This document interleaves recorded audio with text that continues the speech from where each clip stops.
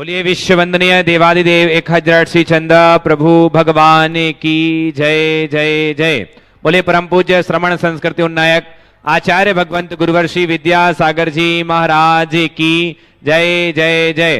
बोले परम पूज्य गुणायतन प्रणेता पूज्य मुनिवर 108 श्री प्रमाण सागर जी महाराज की जय जय जय। बोले परम पूज्य मुनिवर श्री 108 अरह सागर जी महाराज की जय जय जय।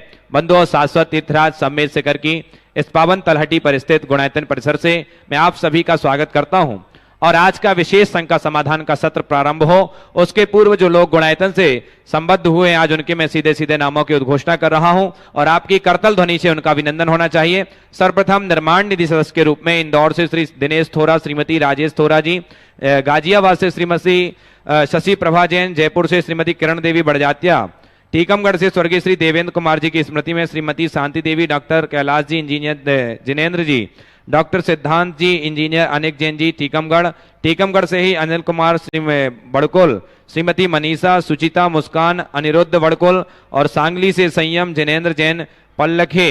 एक बार जोरदार करतल ध्वनि से इनका अभिनंदन कीजिए जिन्होंने कल संबद्धता प्राप्त की, गुणायतन से निर्माण निधि के रूप में जुड़े और साथ ही जिन्होंने निर्माण सारथी की सदस्यता प्राप्त की। कोलकाता से श्री विजय जैन, श्रीमती रेखा जैन पहाड़िया, राहुल, रश्मि, अनुज, प्रियंका जैन पहाड़िया समस्त परिवार। जयपुर से सूत्रधार सदस्य श्री टीकमचंद जैन, श्रीमती गिरिबाला जैन गोदिया और मुंबई से जिन्होंने निर्माण नायक की सदस्यता प्राप्त की है उनके सम्मान के लिए जोरदार करतल ध्वनि होनी चाहिए। आरव टोंगिया सुपुत्र गौरव टोंगिया समस्त परिवार। और गुड़गांव से एक और निर्माण नायक सदस्य के रूप में जो जुड़े हैं श्रीमती शशि जैन, धर्मपत्नी स्वर्गीय सीएम जैन साहब। एक बार जोरदार करतल ध्वनि के सभी का स्वागत बंदन अभिनंदन कीजिए। और जिन लोगों ने आज अपने आप को संबद्ध किया गुणायतन से उनके मैं नामों की घोषणा कर रहा हूं। निर्माण निधि सदस्य के रूप में जुड़े हैं उनके मैं नाम ले रहा हूं। भोपाल से मनोज जैन, नरसिंहपुर से अशोक कुमार, अनेय जैन सराब, इंदौर से संतोष, सौरभ, संकेत कियान नायक, सुसरी धार से श्री नरेंद्र, अंकित पहाड़िया सुसरी धार, मुंबई से श्रीमती चेतना जैन, सुनील जैन, राजकोट से श्रीमती बसंती देवी धर्मपत्नी स्वर्गीय प्रभुदयाल जैन पाटनी, अमित कुमार, जयेश कुमार, मनन जैन ढाकड़ा परिवार। गुवाहाटी से श्री निमित जैन, श्रीमती दीप शिखा जैन, यूनाइटेड किंगडम यूरोप से श्री प्रशांत जैन, सोनल जैन समस्त परिवार। जोरदार करतल ध्वनि से इन सभी का अभिनंदन कीजिए। आइए अब निर्माण मित्र सदस्य के रूप में जो आज हमारे बीच में प्रत्यक्ष रूप से उपस्थित हैं श्री विजय अप्पा साहेब मखदुम की स्मृति में श्रीमती माधुरी, विजय मखदुम, चेतन, श्वेता, वीरेंद्र, अनुष्का, सम्यक, वीरा, वियान कोल्हापुर। जोरदार करतल ध्वनि से अभिनंदन कीजिए। और आइए इनके सम्मान के लिए श्री पवन जैन जी साहब, राहुल जैन जी, सुकेश जैन जी और अनूप जैन जी सभी लोग आए और एक बार जोरदार करतल ध्वनि से अभिनंदन कीजिए। साथ में सहयोगी के रूप में एनएल जैन साहब, एनसी जैन साहब वो भी हैं। आइए इसी कड़ी में निर्माण मित्र के रूप में एक और सदस्य जुड़े हैं प्रतापगढ़ राजस्थान से। आइए अपना स्थान ग्रहण करें जिनका सम्मान हो गया। प्रतापगढ़ राजस्थान से श्रीमती सरोज देवी धर्मपत्नी अरुण कुमार मेहंदावत। यदि वो उपस्थित हैं तो वो भी आ जाएं और उनका सम्मान भी हमारे श्री सुकेश जी जैन साहब कर रहे हैं। जोरदार करतल ध्वनि से एक बार अभिनंदन कीजिए सभी श्रावक शिष्यों का। और सूत्रधार के रूप में जिन्होंने आज सदस्यता प्राप्त की है श्री बापी वलसाड से श्री महावीर प्रसाद, संतोष देवी, श्री विजय जैन, श्रीमती अमिता, रोहन, जिया, विकास जैन बापी वलसाड से। जोरदार करतल ध्वनि से अभिनंदन कीजिए। साथ ही साथ जो उपस्थित है प्रत्यक्ष रूप से सागर से श्रीमती नीता जैन, धर्मपत्नी अनिल जैन सिहोरा वाले, रुचि, सिल्की, सारांश, सीमा, दीक्षा जैन सागर मध्य प्रदेश। और इंदौर से श्री विपिन जैन, श्रीमती अरुणा जैन, विनीता, नमिता, प्रणीता जैन समस्त परिवार ये हमारे बीच उपस्थित। जोरदार करतल ध्वनि से अभिनंदन कीजिए ऐसे श्रावक श्रेष्ठी परिवार के लिए। और अब मैं एक नाम की घोषणा कर रहा हूं जिन्होंने आज गुणायतन के लिए 2 लाख रुपए की राशि समर्पित की है। चौधरी गुलजारी लाल लोहारी परिवार, श्री सुनील जैन जी बेगमगंज, रमेश चंद जैन पाली, अरुण जैन गुना, दिनेश जैन जबलपुर और अविल जैन ललितपुर से। जोरदार करतल ध्वनि से अभिनंदन कीजिए। ये सभी जो आ जाइए गुलजारी लाल जी जैन समस्त परिवार, हमारे जो IRS अधिकारी श्री अनूप जैन जी हैं, इनके सभी रिश्तेदार नातेदार जो हैं वो आज इन्होंने 2 लाख रुपए की राशि समर्पित की। जोरदार करतल ध्वनि से सभी का अभिनंदन कीजिए। आइए सपरिवार श्री गुलजारी लाल जी लोहारी परिवार सभी आ जाएं। और निर्माण निधि में एक और नाम संयम जिनेन्द्र जैन, ये भी हमारे बीच में उपस्थित हैं, वो भी चरण वंदना करके आशीष प्राप्त करें। साथ ही देवेंद्र जैन जी सांगली महाराष्ट्र से, इन्होंने भी 22,000 रुपए की राशि समर्पित की है गुणायतन के लिए। जोरदार करतल ध्वनि से सभी का अभिनंदन कीजिए। और आइए बंधु अब सभी चलते हैं बिना किसी विलंब के आज का ये विशेष शंका समाधान के सत्र के विशेष संचालन के लिए बुलाना चाहूंगा श्री अनूप जैन जी IRS अधिकारी भोपाल से।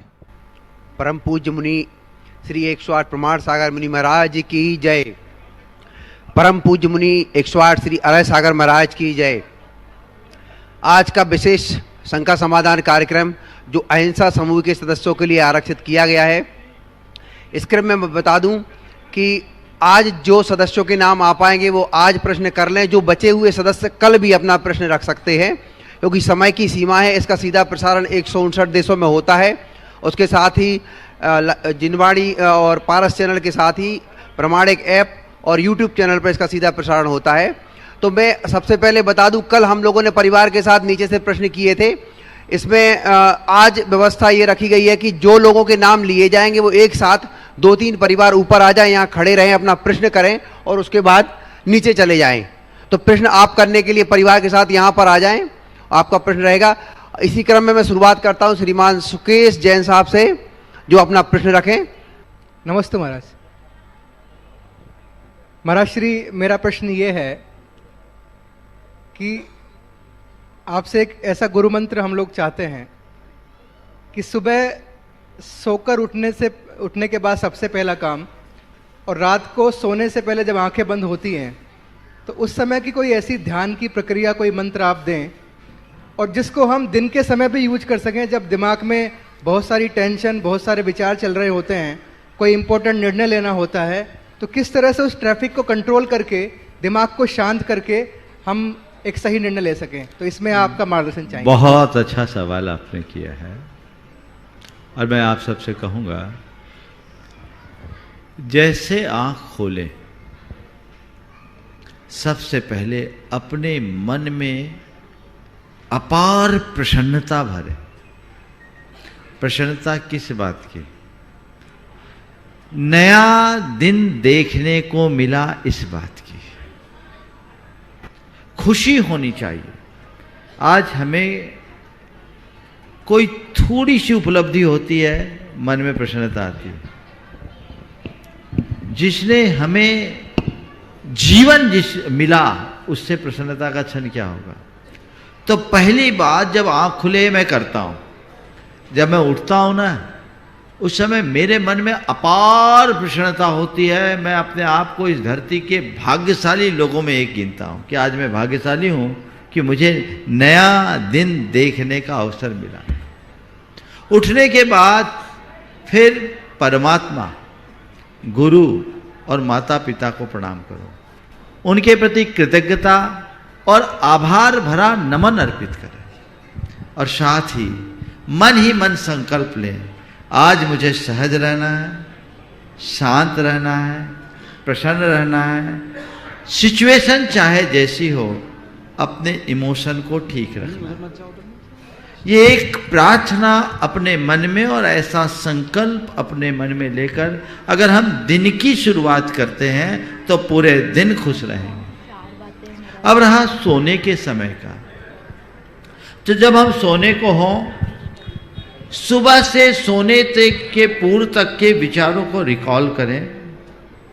आज मैंने कहाँ क्या बोला, किससे क्या व्यवहार किया, उस समय मुझे क्या कहना चाहिए था, अगर मैंने गलत किया तो मुझे ये सुधार लेना चाहिए। अपने मन उनका कन्फेशन करे और ये तय करे कि अब दोबारा ऐसी सिचुएशन आएगी तो मैं इसकी पुनरावृत्ति नहीं करूँगा। और मन अगर हमारे व्यवहार और प्रवृत्तियों से किसी को आघात पहुंचा हो तो उससे क्षमा मांगे। अपने मन में किसी की बात को लेकर खटास आई हो तो उसे क्षमा करके साफ करे और फिर प्रभु से प्रार्थना करे, हे प्रभु आज का दिन आपकी कृपा से अच्छे से बीत गया। अब मैं विश्राम करने जा रहा हूं। आपसे एक निवेदन है, यदि इस अवधि में मेरे जाने की बारी आए तो बस इतनी सी कृपा कर देना, जाते समय मेरी आंखें खोल देना। मैं आपके दर्शन करते हुए इस दुनिया से जाना चाहता हूं। बस इस भाव के साथ मैं नियमित ऐसा करता हूं। आप लोग प्रयोग करके देखिए, बहुत लोगों को मैंने कराया है। पूरे दिन आप ऊर्जा से भरे रहोगे, आनंद पाओगे। और इसी आशय की बात, सुबह उठने के समय में 5 मिनट का भावना योग है और सोने से पूर्व का 5 मिनट का भावना योग है। आप करके देखिए, आनंद से भरे रहो।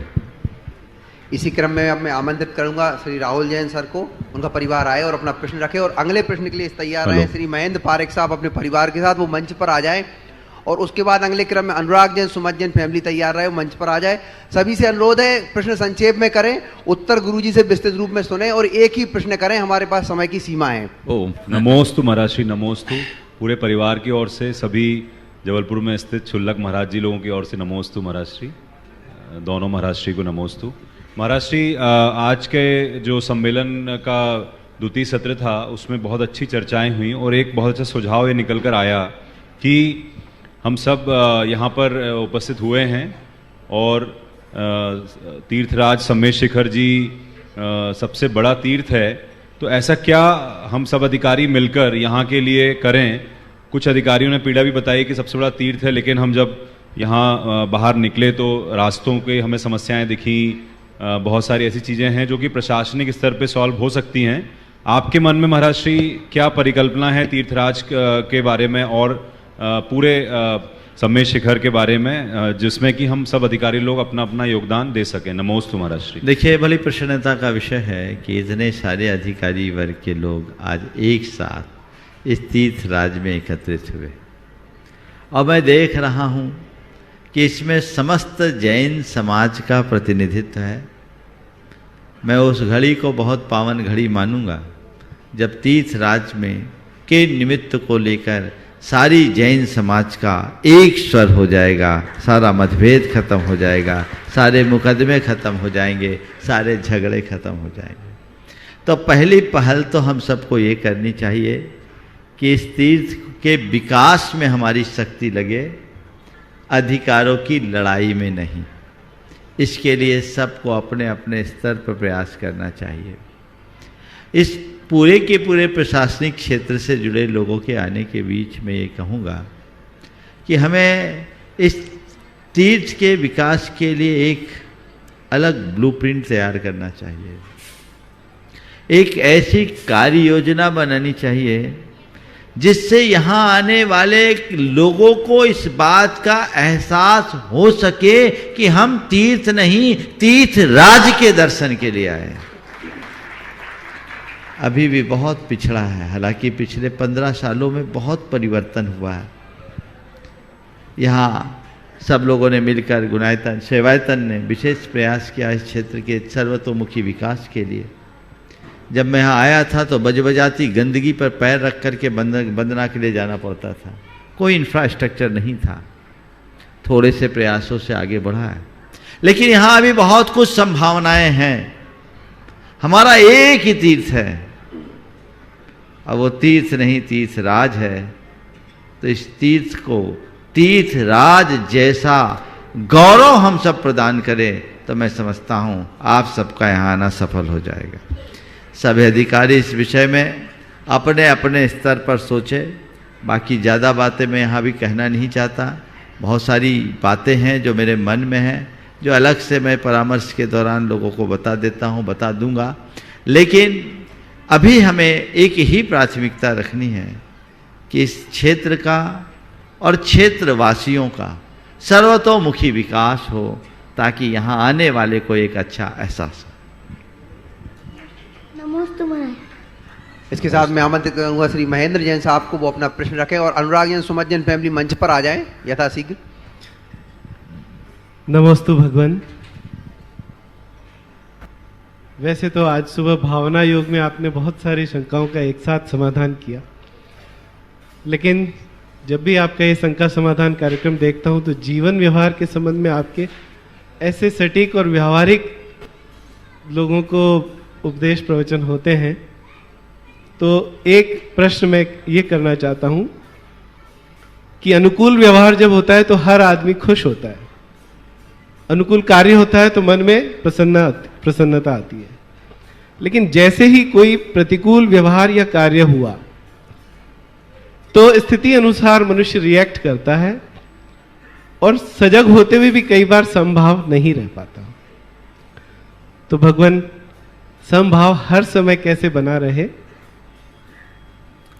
देखिए, सबके साथ लागू होता है।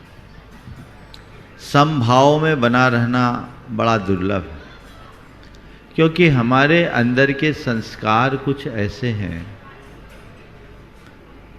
कि वे हमें बार बार नीचे खींच लेते हैं, वो हमें स्खलित कर देते हैं।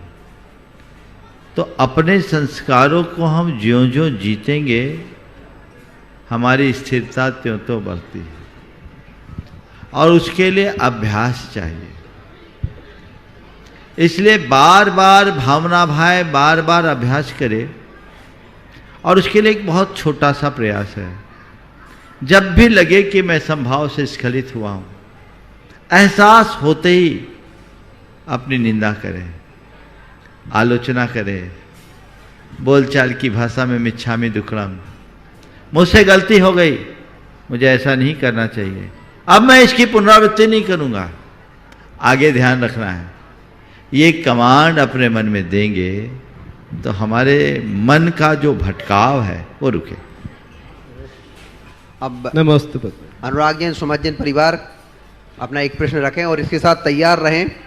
श्रीमती निधि जैन और उनका परिवार, और उसके बाद निशांत जैन। नमोस्तु महाराज श्री, समस्त परिवार की ओर से नमोस्तु महाराज। महाराज श्री, बच्चों के 2 मौलिक और जिज्ञासु प्रश्न हैं, वो आपके सामने रख रही हैं। नमोस्तु महाराज जी, मेरा नाम एशना है और मेरा प्रश्न यह है कि अगर सभी धर्मों का मतलब सिर्फ सकारात्मकता है तो सबके उपदेश अलग अलग क्यों हैं? जैसे जैनों में अहिंसा को माना जाता है, परंतु मुस्लिम और ईसाइयों में ऐसा नहीं है। मुझे इस बारे में बहुत कन्फ्यूजन होता है। बहुत अच्छा सवाल किया है, और ये सवाल हर युवा के मन में आता है, हर जिज्ञासु के मन में आता, आना भी चाहिए। देखिए, उद्देश्य एक है पर रास्ता एक नहीं। सब चाहते हैं मोक्ष, सब चाहते हैं कल्याण। मोक्ष के विषय में सभी आत्मवादी दर्शन एक ही बात करते हैं, लेकिन जाएं कैसे? तो अब हमें ये देखना है कि वो रास्ता जो बताया जा रहा है वो रास्ता कितना सही है,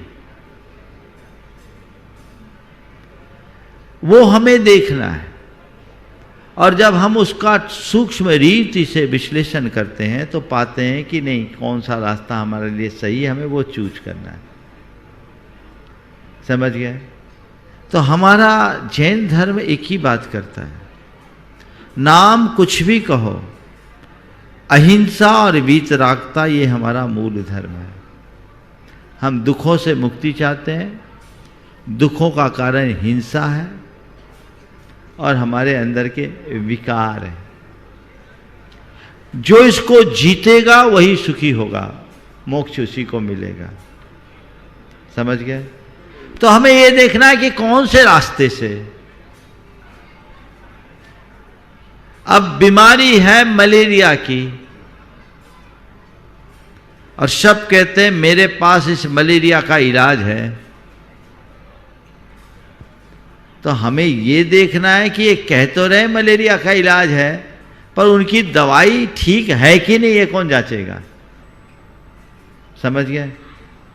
तो बस इतनी सी ही परख करनी है। समझ गए? इसलिए जैन धर्म अहिंसा और वीतरागता की बात करता है, और ये सब का अनुभव है कि हिंसा और मोह विकार में दुख है। तो जब मैं हिंसा से विरत होऊंगा, मोह विकार से मुक्त होऊंगा, तभी सुखी हो सकूंगा। इसलिए सुखी होने का मेरा अगर कोई मार्ग है तो अहिंसा और वीतरागता का है, जिसका पाठ जैन धर्म में पढ़ा। नमोस्तु महाराज जी, मेरा नाम अरण्या है। मेरा बस एक छोटा सा प्रश्न है, मृत्यु के भय से मुक्ति कैसे पाई जा सकती है? बिल्कुल ठीक बात है। मृत्यु के भय से मुक्ति। अच्छा, तुम्हारा प्रश्न दूसरा है, माने किसी को मृत्यु का डर लगता है, उससे बचने का क्या उपाय? देखो, एक बात अपने जेहन में बिठाओ कि मेरी मृत्यु होती नहीं। मृत्यु किसकी होती है? जिसका जन्म होता है। मृत्यु किसकी होती है? जन्म किसका हुआ? इंसान का। इंसान का नहीं, शरीर का। किसका जन्म हुआ? शरीर का। मरण किसका होगा? शरीर का। हम कौन है? आत्मा। तो आत्मा का जन्म हुआ क्या? नहीं। आत्मा का मरण होगा क्या? तो बस हर पल ये सोचो, मैं आत्मा हूं, न मैं मृत्यु कुतो भीति। मेरी मृत्यु ही नहीं तो डर किसका? मैं मर ही नहीं सकता, मैं अमर हूं, अजर अमर अविनाशी हूं। बस अजरोहम अमरोहम अभयोहम अमृत्योहम, ये बात बार बार दोहराओ। मेरी मृत्यु है ही नहीं, मैं मर ही नहीं सकता, मैं अमर हूं। ये धारणा बना लोगे तो मरण का डर नहीं होगा। चलिए, इसके साथ श्रीमती निधि जैन और तैयार रहे निशान जैन मंच पर अपने भाई के साथ आ जाएं। उसके बाद तैयार रहे श्रीमान राजेश जैन साहब और सुमीर काला अपने परिवार के साथ। महाराज जी, संबंध 3 प्रकार के होते हैं ना, संयोगज, संश्लेष और तादात्म्य। तो उनका उदाहरण देके आप उसका स्पष्टीकरण करेंगे?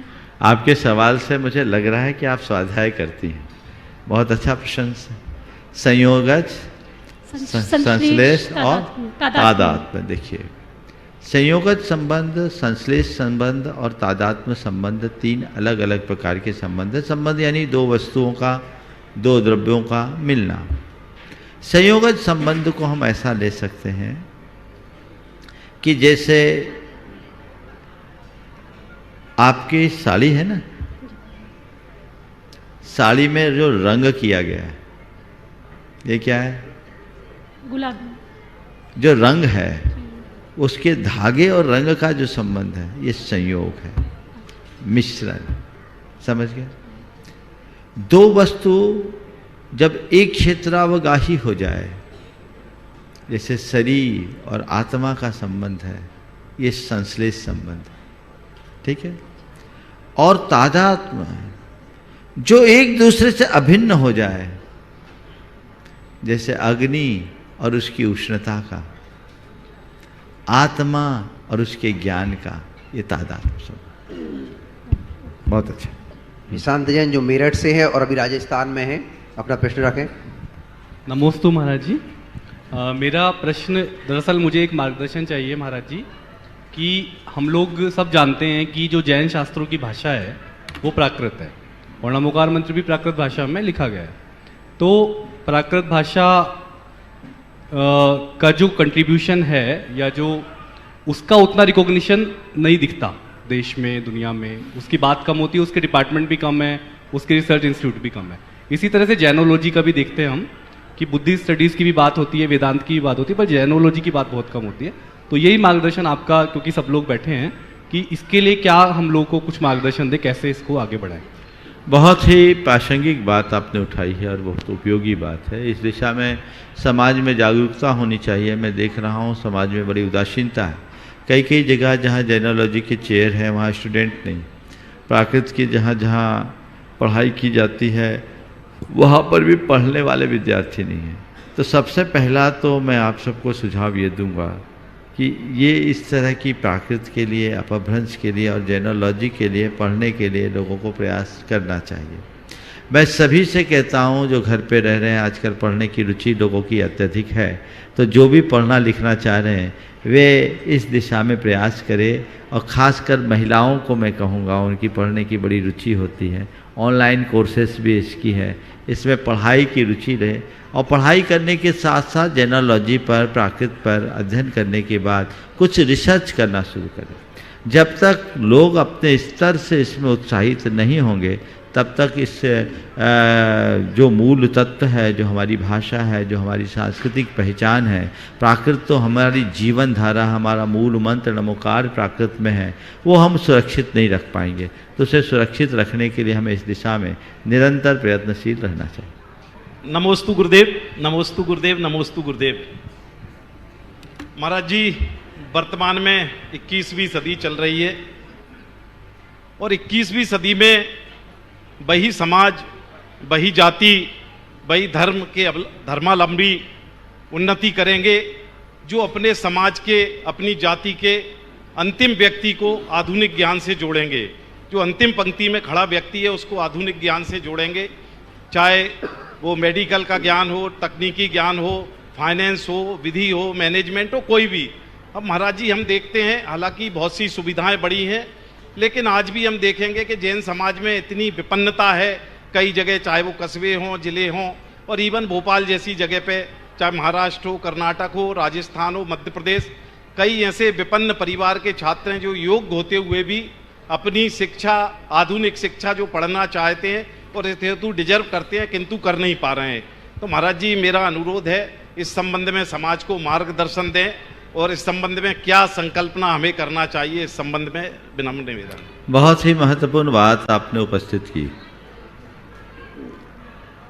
जैन समाज को लेकर लोगों में एक बड़ा भ्रम बना हुआ है। प्राय लोग सोचते हैं जैन लोग तो बहुत संपन्न हैं। मानता हूँ जैन संपन्न है, लेकिन सभी जैन संपन्न नहीं हैं। इस सच्चाई को स्वीकारना चाहिए। बहुत सारे लोग हैं जिन्हें जैनों के अंदर छाई हुई गरीबी का एहसास नहीं होगा, लेकिन मैंने निकटता से देखा है। आज भी ऐसे जैन हैं जो रोज मजदूरी करके अपना पेट भर रहे हैं। बहुत सारे जैन ऐसे हैं जो रिक्शा चलाकर अपना जीवन गुजार रहे हैं। बहुत से जैन ऐसे हैं जो हमाली या पल्लेदारी करके अपना जीवन बिता रहे हैं। बहुत से जैन ऐसे भी देखने में आए जो दूसरों के घर का झाड़ू पोछा बर्तन का काम करने के लिए मजबूर है। तो हमें ऐसे लोगों की पहचान करके उनके सहयोग के लिए अपना हाथ आगे बढ़ाना चाहिए। उस दिशा में निरंतर हमारा प्रयत्न होना चाहिए और उसके लिए समाज के स्तर पर एक विचार होना चाहिए। पिछले दिनों जब मैं रतलाम में था तो मैंने ये बात समाज के बीच रखी भी थी। जब जैन जनगणना की बात आई तब मैंने कहा था सामाजिक स्तर पर जनगणना तो हो ही, साथ ही हम अपनी समाज का आर्थिक सर्वेक्षण भी कराएं। उस दिशा में कुछ काम हुए भी हैं और उसमें सुनील जैन, और मैं देख रहा हूँ अगर सही है तो शायद धीरज जैन यहाँ उपस्थित है क्या? हाँ, बहुत अच्छा। ये आज जनगणना विभाग में असिस्टेंट डायरेक्टर के पद पर अभी हैं, भारत में सेंसस डिपार्टमेंट में काम कर रहे हैं। इन लोगों ने एक कार्य योजना भी बनाई, उस दिशा में काम चल रहा है और हमें एक ठोस कार्य योजना बनानी चाहिए और समाज के उन कमजोर लोगों को चिन्हित करके उन्हें मजबूत बनाने का काम करना चाहिए। और मुझे लगता है ये बड़ा आसान काम है, क्योंकि हमारी समाज में 10% लोग सुसंपन्न हैं तो 10% लोग ही गरीब होंगे।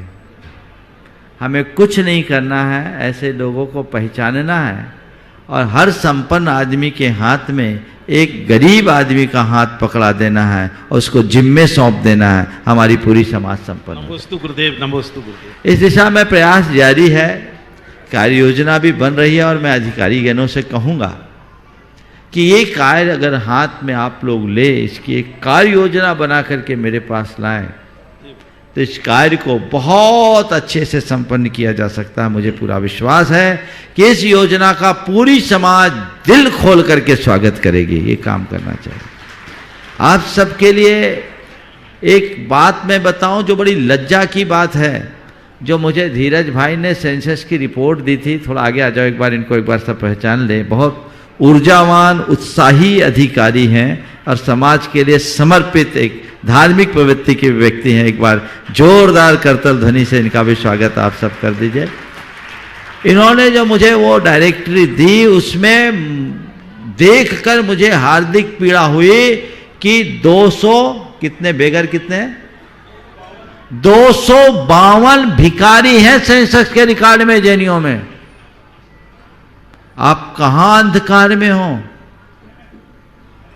जिस समाज को एक संपन्न समाज के रूप में देखा जाता है, और भारत सरकार के द्वारा जारी सेंसेक्स रिपोर्ट के अनुसार उसमें 252 भिखारी भी मौजूद हैं। हालांकि उसके लिए बहुत कुछ छानबीन करवाया गया, पर वास्तविक रूप से वो दिखे नहीं, लेकिन होंगे। और बहुत सारी चीजें तो मैं जानता हूं जनगणना विभाग में किस तरह से काम होता है, आप लोग ज्यादा अच्छे से समझते हैं। पर हमारे लिए चुनौती है, इसमें बदलाव लाना चाहिए। और गुणायतन का तो मकसद ही यही है। केवल एक प्रोजेक्ट तक सीमित रहना मेरा ध्येय नहीं है। पूरी समाज का गुणात्मक विकास करना हमारा लक्ष्य है, और वो होना चाहिए। इस दिशा में प्रयास करना। नमोस्तु भगवान, नमोस्तु। आए श्री सुमेर काला जी, और इसके बाद तैयार रहे श्री लोकेशन IRS एकता जैन और डॉक्टर धीरज जैन जो दिल्ली से आए हुए हैं। डॉक्टर धीरज जैन। नमस्ते गुरुदेव। नमस्ते नमस्ते नमस्ते गुरुदेव। मेरा प्रश्न ये है कि आज पूरा वर्ल्ड एक मार्केट बना है, ग्लोबलाइजेशन बहुत फास्ट हो रहा है। आपने अपने प्रवचन में ग्लोबल वार्मिंग हो या कॉन्फ्लिक्ट्स हो अमंग कंट्रीज़ में, इस बारे में मार्गदर्शन किया। और ग्लोबल वार्मिंग में जैन संस्कृति ये सॉल्यूशन निकाल सकती है, आपने बारंबार बताया है। लेकिन मैं श्रमण संस्कृति के बारे में एक बौद्ध धर्म का एक ये पढ़ रहा था, तो बौद्ध संस्कृति और हमारी संस्कृति दोनों श्रमण संस्कृति है। बौद्ध धर्म का विकास बहुत जल्दी हुआ और बहुत प्रसार पूरे वर्ल्ड में हुआ। आज हम भारत देश के बाहर हमारे जैन संस्कृति का प्रचार नहीं कर पा रहे हैं। क्या हमारी चर्या हो या हमारे गुरुवर हो बाहर नहीं जा पा रहे हैं, हमारे जैन धर्म का प्रसार बाहर के देशों में नहीं हो पा रहा है। ये समस्या आज बहुत से जैन फैमिलीज बाहर के देशों में व्यापार हो या किसी हो हमारे नाम रोशन कर रही है, और समाज भी बाहर बढ़ रहा है, अमेरिका हो या अदर कंट्रीज में हो। तो बाहर के देशों में जैन संस्कृति का प्रसार कैसा हो पाएगा? देखिए, बात बहुत ही नमस्ते सही उठाई है। बात सही है कि जैन धर्म भारत तक सिमट कर रह गया। बौद्ध धर्म भारत में उत्पन्न हुआ, भारत में टिक नहीं पाया, भारत से बाहर फैल गया। यह हकीकत है। अभी जो बौद्ध धर्म भारत में फैला है, ये अभी के कन्वर्जन के बाद है। जैन धर्म का भारत से बाहर न जाने के पीछे कई कारण हैं। उनमें जैन साधुओं की चर्या और वहाँ का वातावरण भी एक बड़ा कारण है। बौद्ध धर्म भारत से बाहर फैला तो जरूर, लेकिन वो अपने सिद्धांतों से बहुत कुछ समझौता कर लिया। मैं उस गहराई में नहीं जाता, लेकिन आज के युग को मैं एक बड़े सकारात्मक रूप में देखता हूँ। हमारा जो वर्तमान युग है वो एक दृष्टि से बहुत अच्छा युग है, क्योंकि आज संचार क्रांति का युग है, टेक्नोलॉजी का युग है। इस युग में आज हम अपनी बात को बड़े आसानी से दुनिया के कोने कोने तक पहुँचाने में सक्षम हैं और पहुँचा रहे हैं। तो अब हमें चाहिए कि जैन धर्म के मूलभूत तत्वों को हम लोगों तक पहुंचाएं। हम केवल उनके रिचुअल्स और विधि विधान की चर्चा करने की जगह उसकी वैज्ञानिकता, उसकी प्रासंगिकता, उसकी उपादेयता पर लोगों का ध्यान खींचे, जिससे वो उससे प्रभावित होकर के उसे आत्मसात करे। जैन धर्म को जन धर्म बनाने की दिशा में हम कोशिश करें, और वो जोर शोर से हम प्रयास करेंगे तो परिणाम आएंगे। ये हम सब के लिए बहुत अच्छी बात है कि आज भारत से बाहर अमेरिका और यूरोप में जगह जगह जैन मंदिर बन रहे हैं, और पत्थर के मंदिर बन रहे हैं, हजारों साल के लिए सुरक्षित। ये कोई साधारण बात नहीं है।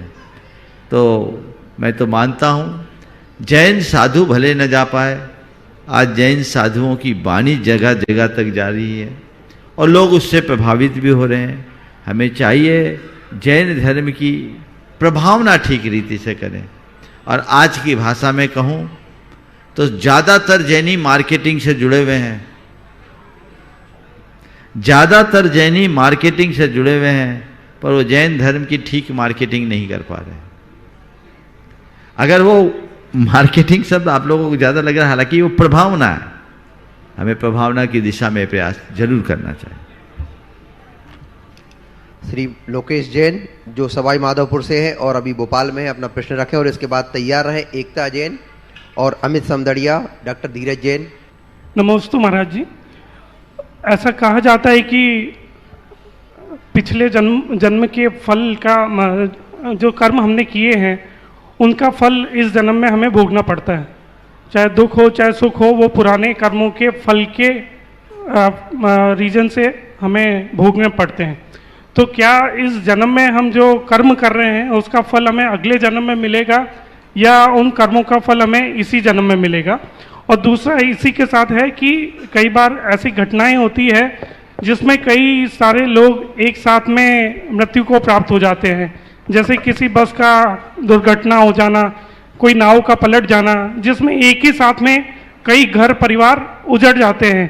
तो ऐसा क्या रीजन है कि उन सब परिवारों का जो अलग अलग क्षेत्रों से, राज्यों से या बिना कोई रिलेशन के एक साथ मृत्यु को प्राप्त हो जाते हैं? धन्यवाद। बहुत अच्छा सवाल है।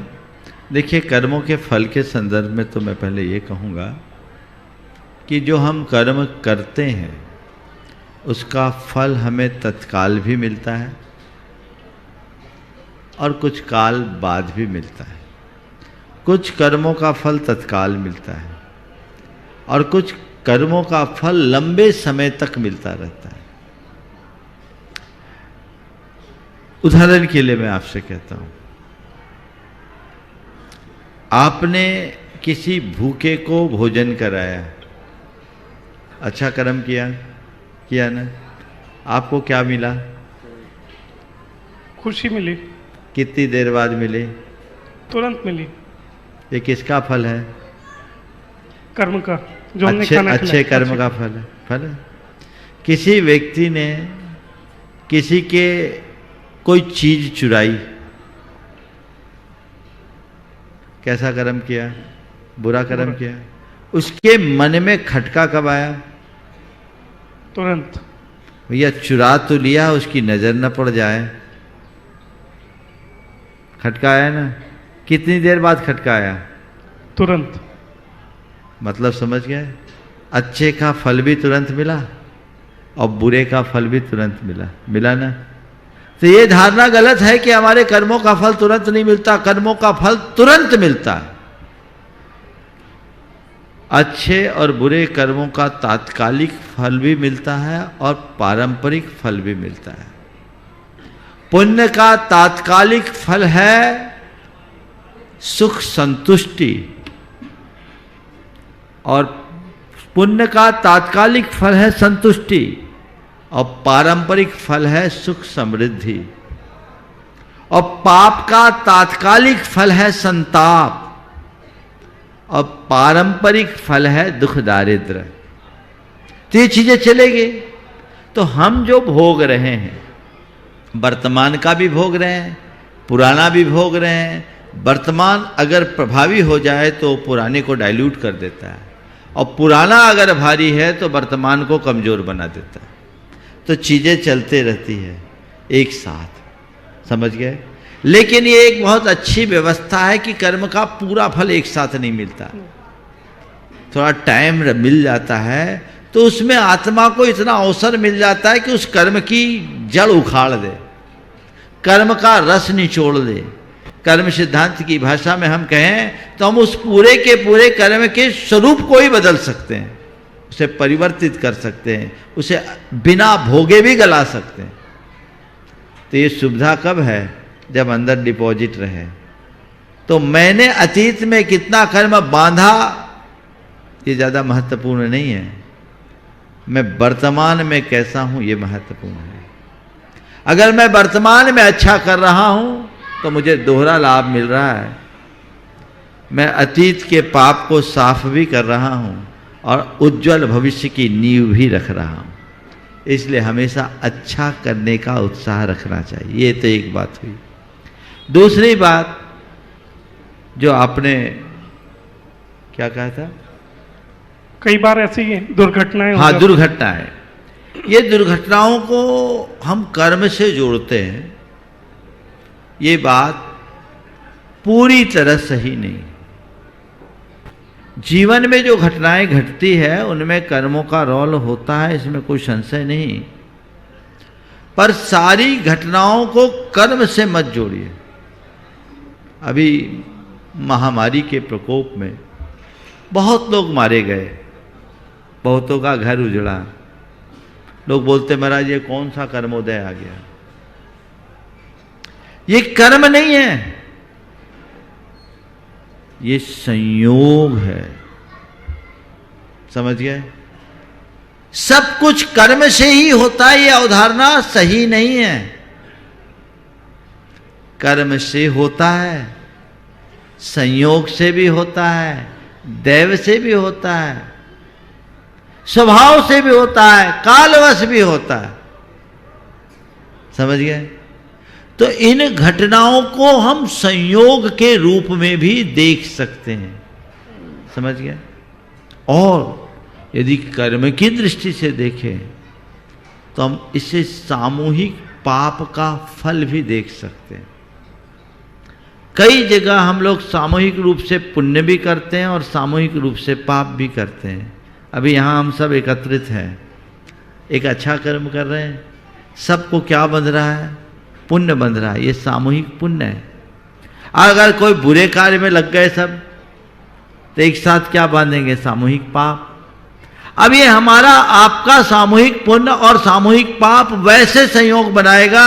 अगर सामूहिक पाप का उदय एक साथ आएगा तो ऐसा संयोग आएगा कि सब एक साथ चपेट में आ जाएंगे। समझ गए?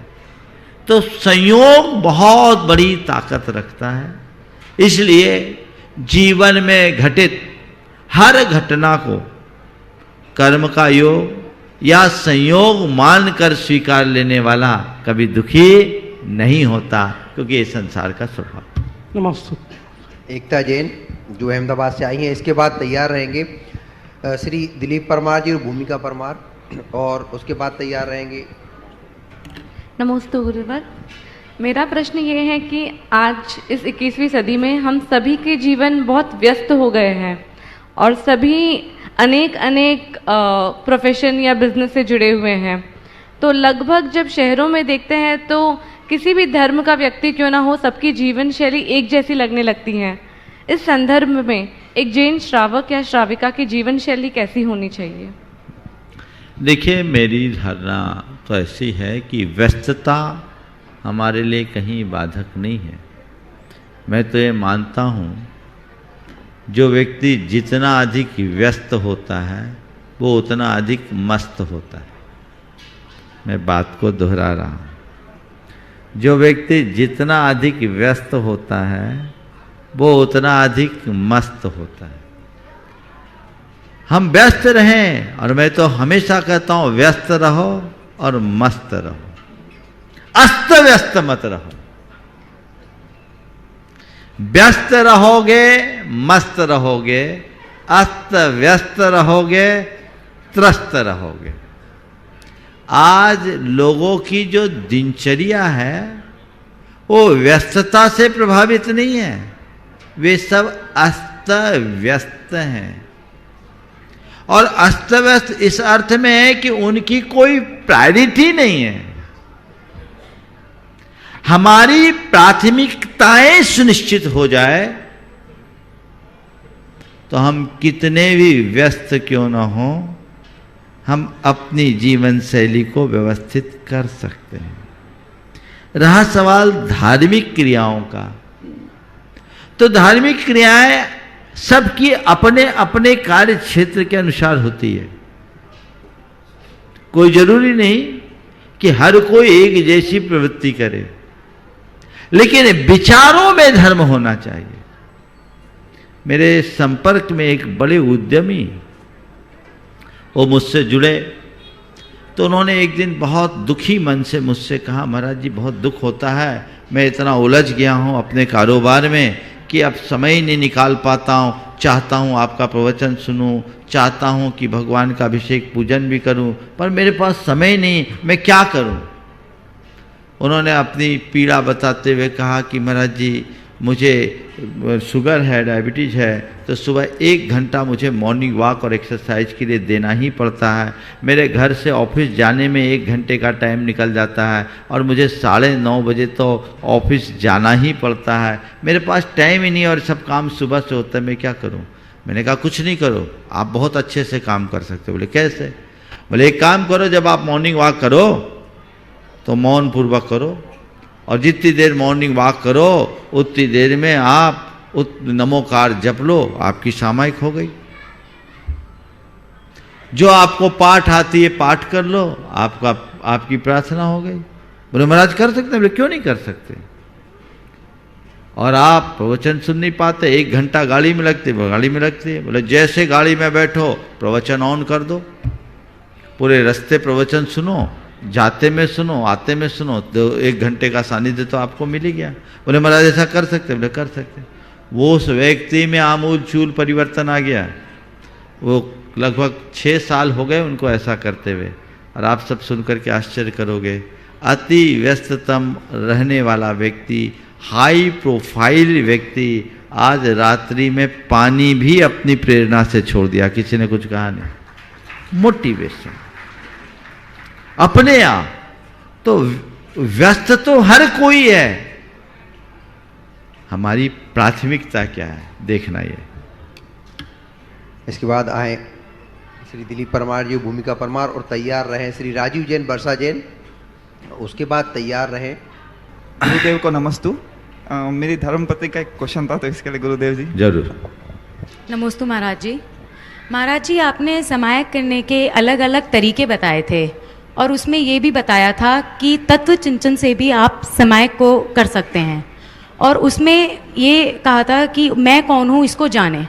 तो कृपया आप हमारा मार्गदर्शन करें और हमें बताएं कि मैं कौन हूँ को कैसे जाने। बहुत अच्छा सवाल किया है।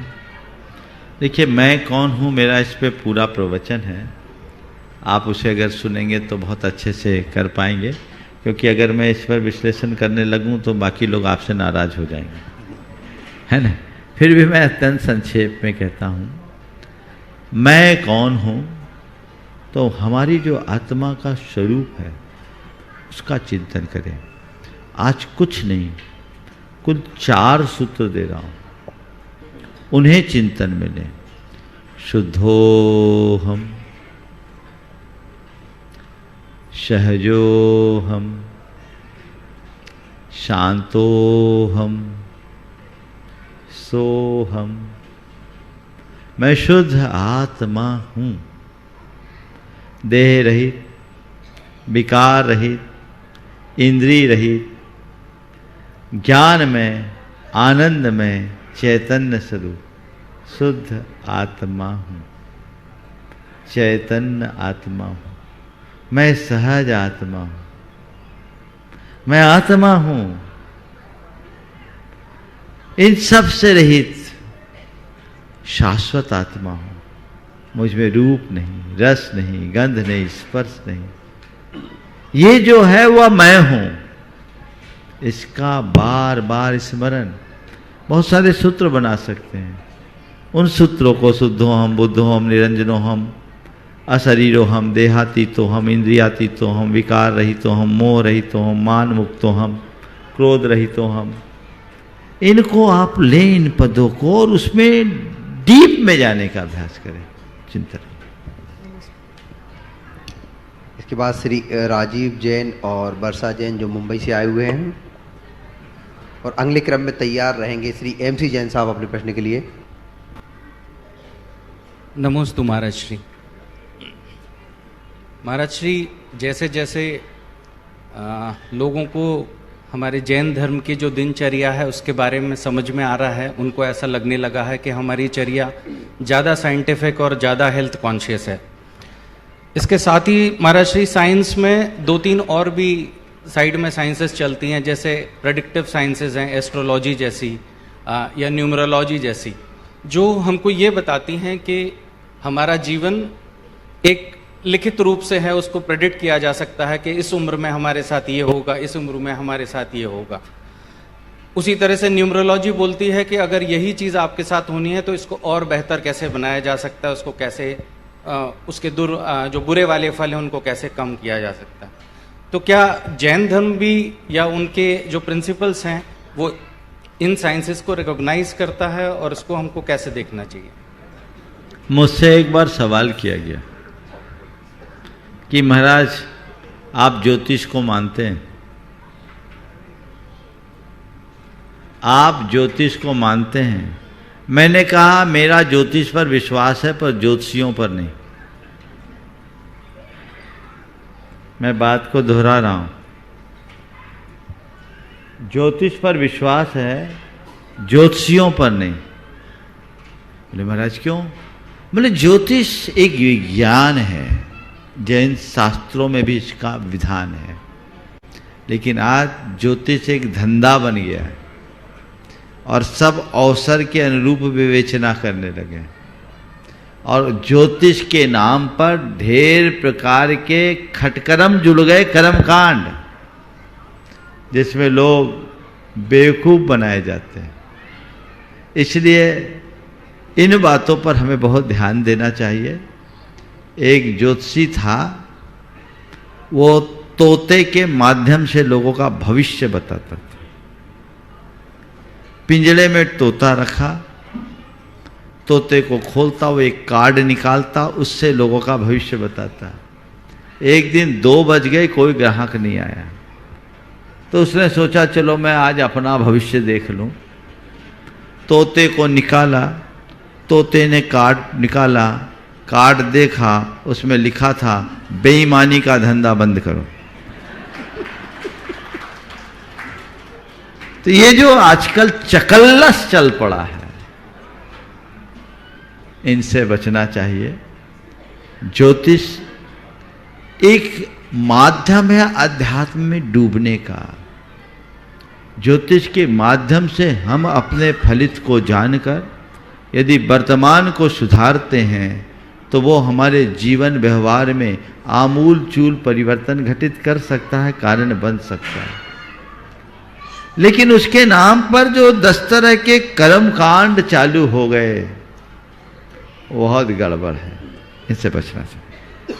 नमस्ते गुरु। श्री MC जैन साहब। छोटा सा सवाल था। पहले तो नमोस्तु महर्षि और आज के आनंद की जय जय जय। महर्षि, मेट्रो में रहते हैं तो कभी कभी एक माँ के लिए बहुत बड़ा चैलेंज हो जाता है बच्चों को अपने धर्म से जोड़ना।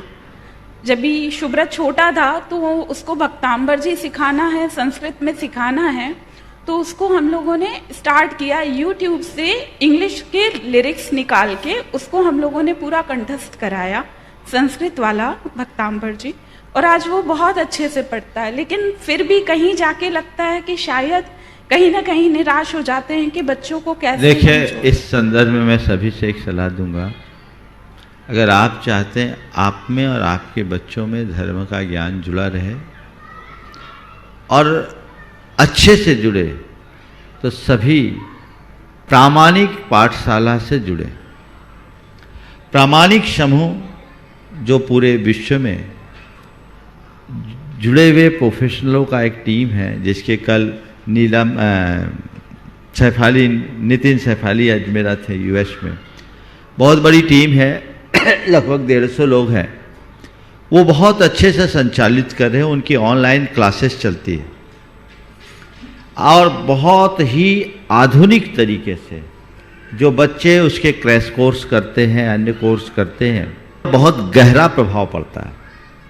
आप अपने बच्चों में संस्कार डालने के लिए उनसे जुड़े, उनकी नियमित क्लासेस होती है और इतना इंटरेस्टिंग होता है कि बच्चे खुद क्लास करने के लिए उतावले हो उठते हैं। जरूर करें। श्री MC जैन साहब, उसके बाद तैयार रहे श्री हिमांशु जैन। मुनिद्वय के चरणों में मेरा त्रय बार सादर नमोस्तु। मुनिश्री, आज मेरा कोई विशेष प्रश्न नहीं है। पहले तो मैं सभी अधिकारियों को सादर धन्यवाद देता हूं गुणायतन परिवार की तरफ से बहुत बहुत आभार व्यक्त करता हूँ कि ये 2 दिन की अहिंसा मीट बड़ी सानंद संपन्न हो रही है और रात्रि को आज मध्य रात्रि आप वंदना के लिए जा रहे हैं, तो आशा करता हूँ आपकी वंदना बहुत सुखमय और शांतिपूर्ण होगी।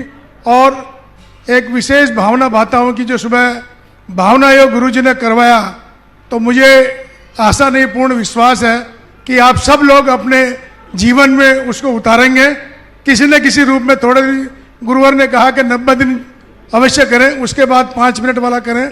तो मेरा विशेष अनुरोध आप सबसे, एक बार अवश्य जीवन में इसको करके देखें और उसके परिणाम जो आप देखें, सुखद परिणाम आएंगे, उनको जरूर शेयर करें अपने लोगों के साथ। ये मैं भावना भाता हूँ। दूसरा मुनि से एक छोटा सा प्रश्न, तृष्णा और ईर्ष्या दोनों को जीवन में कैसे खत्म करें? तृष्णा और ईर्ष्या दोनों को जीवन में कैसे खत्म करें? देखिए, तृष्णा के परिणामों को और ईर्ष्या के परिणामों को जो व्यक्ति सामने देखता है, वो हमेशा तृष्णा और ईर्ष्या से बचने का प्रयास करता है। मन में संतोष जगाकर तृष्णा से बचा जा सकता है और गुणग्राही दृष्टि अपना करके ईर्ष्या से बचा जा सकता है। संक्षेप में अभी इतने में ही संतोष कीजिए। नमस्ते। हिमांशु जैन जो हमारे अहिंसा समूह के युवा सदस्यों में से एक है। नमस्तु महाराज जी। महाराज जी, कई बार ऐसा एक्सपीरियंस होता है कि आपके सामने कोई आया है, कोई आपसे उम्मीद लेके आया है, परंतु आपको पता है कि आप चाह के भी उसकी मदद नहीं कर सकते हैं। उसकी हाँ करना मतलब उस संदर्भ में उसको एक उम्मीद देना कि हाँ आपका काम हो जाएगा, ये बेटर है, या उसको एकदम से मना कर देना कि आपका काम नहीं? देखिए, बहुत ही व्यवहारिक सवाल आपने पूछा है और ऐसी समस्याएं आप लोगों के सामने आती होगी। आप एक अधिकारी हैं और प्रशासनिक अधिकारियों से लोगों की ऐसी उम्मीद और अपेक्षाएं होती। मेरी राय में ऐसे लोगों को हाँ कहना भी ठीक नहीं और ना कहना भी ठीक नहीं। ऐसे लोगों के लिए बीच का रास्ता निकाल लेना ही ठीक है। उनके लिए कहें कि आप मेरे पास आए हैं, मेरी सद्भावनाएं आपके साथ है, मैं रास्ता निकालने के लिए कोशिश करूँगा, जो बेस्ट होगा वो मैं करूँगा, देखता हूँ। ये देखने में हमारे गुरुदेव हमेशा देखो शब्द का प्रयोग करते हैं, बोले बचाव का सबसे अच्छा रास्ता। क्योंकि ना कहते हैं तो उसका दिल टूटता है, हाँ कहते हैं तो हमारे वचन टूटते हैं। न हमें अपने वचन तोड़ना है, न सामने वाले का दिल तोड़ना है। रास्ता निकालने का ईमानदार प्रयत्न करना है। बहुत जी महाराज। इसके बाद आए श्री अरुण जैन सीए एडवोकेट, जो दिल्ली से अपना प्रश्न रखे हैं इसी क्रम में। और अगले प्रश्न के लिए श्री ओपी जैन साहब राजस्थान से, वो तैयार रहें, मंच पर आ जाएं। नमस्ते गुरुदेव। महाराज जी, मेरा प्रश्न ये है कि जैन धर्म में, जैनियों में मोस्टली दिल्ली यूपी की तरफ एक वो परंपरा होती है कि लोग करवा चौथ, होली, दशहरा जैसे त्योहारों को भी मनाते हैं। और अगर कोई मतलब ये कह के मनाया जाता है उन्हें कि ये हमारे घर की परंपरा है, बड़े बुजुर्ग मतलब अगर ना करे तो बड़े बुजुर्ग उसका बुरा मानते हैं, तो ऐसी स्थिति में क्या करना चाहिए? देखिए, उन्हें धीरे धीरे समझाना चाहिए। और आज बहुत बड़ा परिवर्तन आया है, बहुत सारे लोगों ने बदलाव लाए। उन्हें हर चीज़ की प्रासंगिकता को ठीक से समझना चाहिए, समझाना चाहिए और कहना चाहिए कि इसकी कितना औचित्य है, तो लोग मान जाते हैं। उनसे उलझे भी नहीं, अपने आप को तटस्थ कर लें। उनसे कहे ठीक है, आपकी अगर आस्था है तो आप करें, हमें इससे दूर रखें, रास्ता निकल जाएगा। कहीं ना कहीं पहल तो करनी ही पड़ेगी। नमस्ते। इस प्रकार आज के सत्र को परम पूज्य गुरुदेव के चरणों में नमन अर्पित करते हुए यहीं पर विराम। 2 दिन तक आप सब लोगों ने बहुत बहुत अच्छे प्रश्न किए हैं और इन प्रश्नों से बहुत अच्छा संदेश पूरे देश में गया है। कल का दिन भी आप लोगों के लिए उपलब्ध है। अगर कल सब लोग यहाँ समय पर उपस्थित होंगे तो इसी तरह लाभ ले सकेंगे। बोलिए परम पूज्य आचार्य गुरुवर श्री विद्यासागर जी महाराज की।